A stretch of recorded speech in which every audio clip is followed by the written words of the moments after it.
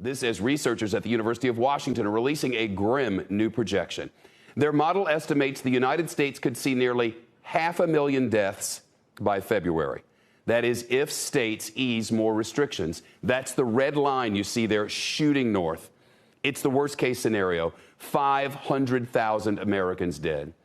But if 95% of us will wear our masks all the time, the model shows deaths could be much less. You see that clearly from the yellow line down there at the bottom. Right now, the researchers predict we're on track to hit more than 385,000 deaths by February. That's the orange line there in the middle. For context, let's bring in Dr. Ali Mokdad. He's one of the researchers behind the model, a professor of health metric sciences at the University of Washington. Doctor, thank you.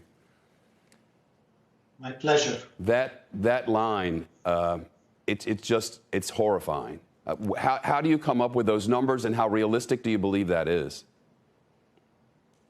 We're looking at the data right now, and we're looking at the relationship between these variables, such as mask and mobility, and of course testing. And we know from what we have seen in the Southern Hemisphere that the cases increased in winter, even with all the measures they put in place. So COVID-19 is seasonal, is following pneumonia seasonality, and unfortunately in December and January, we'll see a rise in cases and in deaths.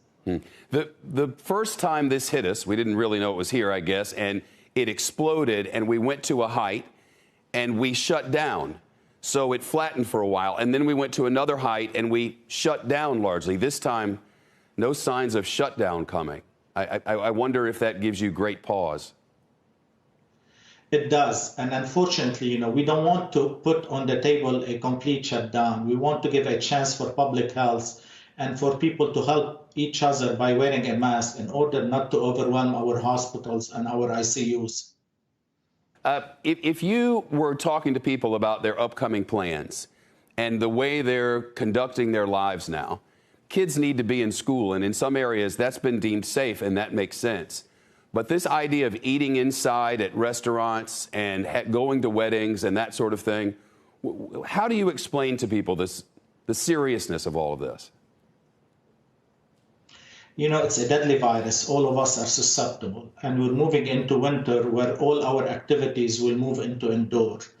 So we need to be very careful as we move forward, and we need to change our behaviors and give science and scientists a chance to find a vaccine and a drug for this COVID-19, for the virus. So meanwhile, what we can do is wear your mask, watch your distance, wash your hands, basic public health and basic prevention in order to get out of it with less damage as possible. Shepard Smith here. Thanks for watching CNBC on YouTube.